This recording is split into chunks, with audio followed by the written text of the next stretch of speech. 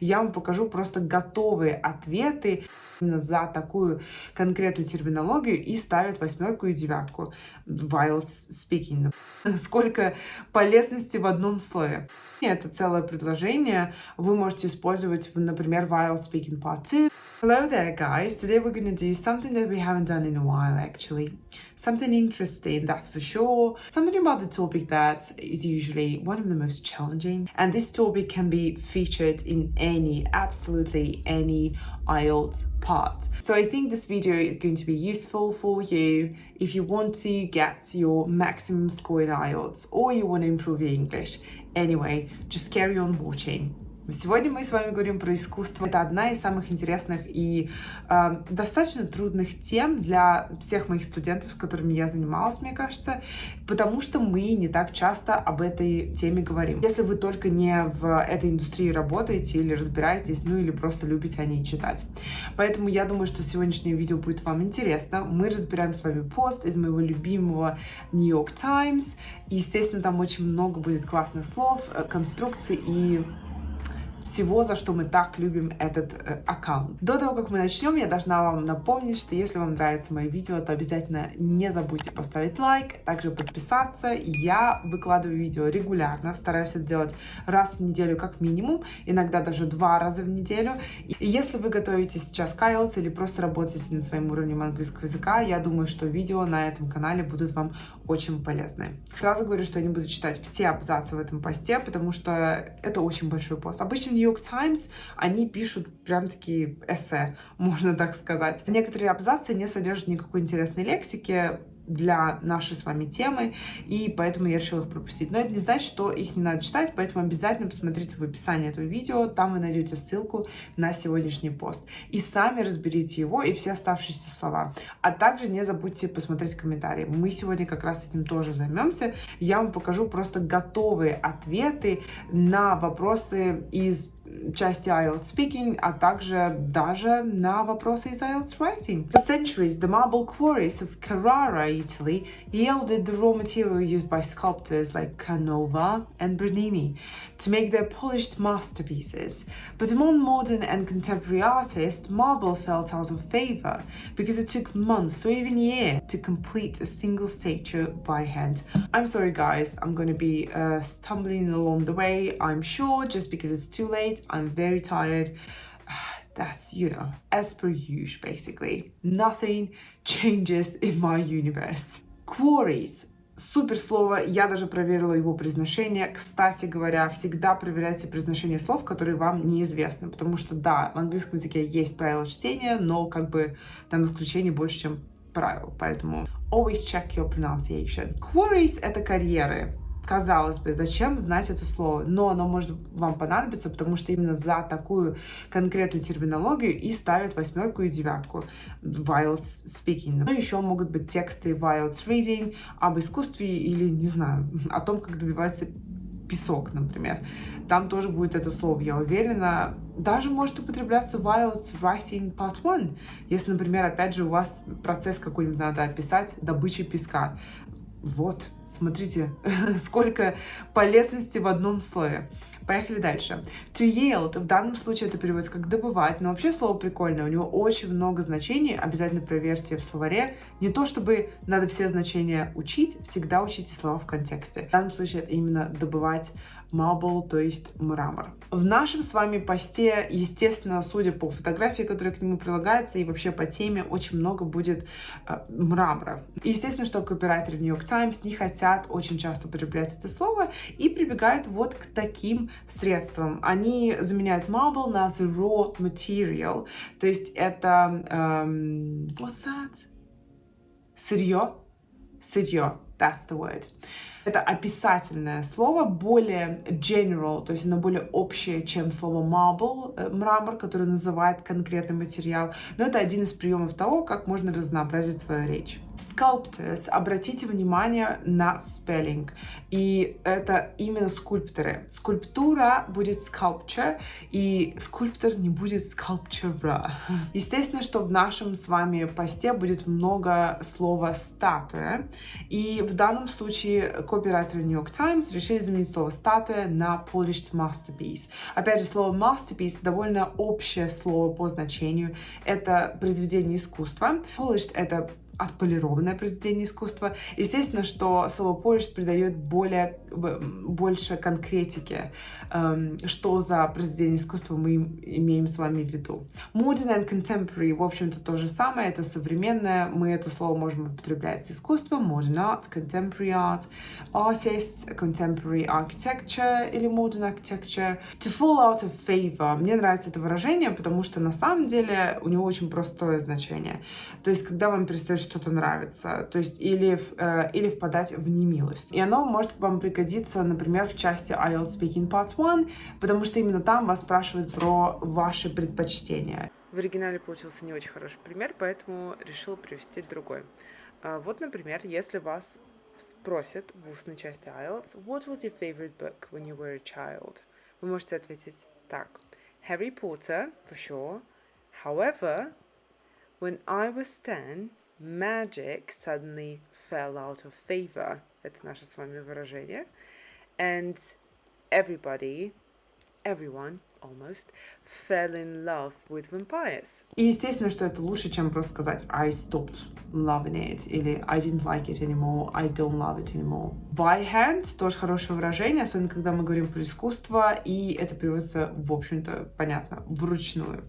Это то же самое, что handmade, но это слово будет употреблено чуть ниже. Here's where the robots come in, carving with pinpoint precision and at least some of the artistic flair of the more celebrated and human predecessors. Carrara's robots create original pieces or recreations of famous sculptures in a fraction of the time it takes humans. Что у нас тут? Вообще, самое первое предложение, оно уже крутое. Here's where something coming. Вот где приходят на помощь роботы. И это выражение, это целое предложение вы можете использовать, например, в IELTS Speaking Part 2. И еще один пример. Talk about your happiest childhood memory. Обычно такие вопросы задаются в Speaking Part 2. Most of the happiest memories from my childhood feature my sister. I remember when I was really distraught because none of my classmates came to my birthday party. There was a big cake and I was wearing my best dress, and here's where my sister comes in. Apparently, she had been planning to take me to the zoo, and that was where all my friends were waiting for me. To carve — это вырезать или высекать, в данном случае из marble, то есть из мрамора, но также мы можем что-то высекать в деревьях, например. Часто в Speaking Part 2 спрашивают про какие-то эпизоды в прошлом, рассказать про случаи, который с вами случился на каком-то празднике, или ваш любимый день в жизни, что-нибудь такое. Вот можно там это слово тоже употребить. Pinpoint precision — это точная точность, но это устойчивое выражение. Естественно, что за такие collocations вам даются бонусные очки. Artistic flair — это художественное what's that? Мастерство, и это тоже устойчивое выражение, это collocation, и вам дают бонус-баллы, и оно может пригодиться вам везде, и в IELTS Speaking, и в IELTS Essay, когда вы, опять же, отвечаете на вопрос про искусство. Celebrated — классный синоним слова famous. Predecessors — предшественники. Это слово очень часто мне встречалось во всех текстах в IELTS, потому что там очень часто историческая тема, и там есть предшественники, современники. Вот у нас, кстати, тоже есть слово contemporary сегодня здесь, тоже там часто встречается, поэтому it's all useful. Original pieces, как я уже говорила, здесь в этом тексте, так как у нас в культуре, здесь потребуется много синонимов слову скульптура, ну то есть как произведение искусства. Вот у нас было polished masterpiece, а здесь есть просто слово piece, и это используется именно как произведение искусства, объект искусства. Original означает, что он оригинальный, это именно новое какое-то произведение искусства. Ну и копия — это recreation, и вместо того, чтобы просто говорить прозаическое слово копия, наши с вами копирайтеры используют слово recreation, хотя это то же самое. in a fraction of the time. Мне нравится здесь использование the, и вообще это устойчивое выражение довольно, и оно переводится как за малую часть времени. Вот это fraction of the time. Fraction означает малая часть. Почему здесь мы говорим the time? Мы имеем в виду именно то количество времени, которое уходит у человека на создание скульптуры. Some artists aren't so fond of their new colleagues and worry that Italian art risks losing its international appeal if it drops its handmade tradition. Marco something, an art historian and the director of a local museum, does not consider the use of robots a total break from the past, since many of history's greatest artists, including Michelangelo, delegated a big part of their work. To be fond of — это классический синоним выражению I like. Lose an international appeal. Оригинальное выражение — это to lose an appeal, то есть перестать быть привлекательным, stop being attractive. И, в общем-то, если честно, то же самое, что to fall out of favor. Я только сейчас это поняла. Yeah. That's the same thing. Но опять же классный синоним и устойчивое выражение, бонус-баллы, ну вы поняли. И можно употреблять в speaking part 1. To drop something — это здесь означает to stop doing something или to give something up, to give up doing something. Тоже хорошее выражение, но в отличие от to lose мы не можем употреблять to drop в IELTS writing, потому что стиль не тот, это только разговорное выражение. A break from the past — крутое устойчивое выражение, означает какое-то большое изменение по сравнению с тем, как что-то делалось в прошлом или как что-то происходило в прошлом. Выражение, которое вы можете использовать, например, при ответе на вопрос из части 3 IELTS Speaking. Вот недавно мы как раз обсуждали такой интересный вопрос с моей ученицей. Там был вопрос про семьи в вашей стране. How big are families in your country? Так вот, здесь можно сказать, что families in my country used to be quite big. There were a lot of siblings. However, right now there are quite a lot of families with only one child, which is a huge break from the past. To delegate — делегировать. Здесь все логично, но это слово мало кто почему-то употребляет. Хочу обратить ваше внимание на комментарии под постом, потому что, как всегда, у The New York Times очень классно образованная аудитория, и они иногда оставляют в комментариях просто готовые ответы на вопросы из разных частей IELTS. Хотела с вами обсудить два примера. Давайте посмотрим на первый. Although I find robotics and artificial intelligence fascinating, the thought of human artistry and craftsmanship being displaced by cold, dispassionate science is incredibly sad to me. Обратите внимание, это всего лишь одно предложение, но оно просто напичкано супер выражениями, которые тянут на 8 и на 9. Естественно, так как длинное предложение, но очень хорошо сформулированное, и по грамматике оно тоже подходит под 8 или 9. Много классных слов. Это слово fascinating, human artistry, craftsmanship, to be displaced by something, dispassionate science и incredibly sad. Я бы сказала, что это даже в каком-то смысле collocation, вот именно сочетание этих двух слов. И обратите внимание на предлог to me. В общем-то, это готовый ответ на многие темы, связанные с искусством, а также с new technologies. Это очень популярная тема во всех частях IELTS. Здесь явно человек говорит о том, что ему интересно new technologies, но, в общем-то, очень грустно то, что они заменяют человеческое творение, то, что человек делает руками. И второй комментарий, который мне очень понравился. This is the sad future we're looking at, and all are celebrating.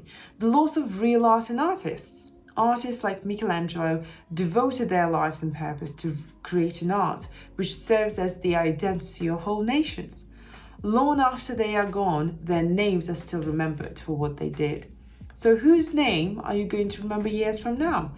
What is the name of this robot?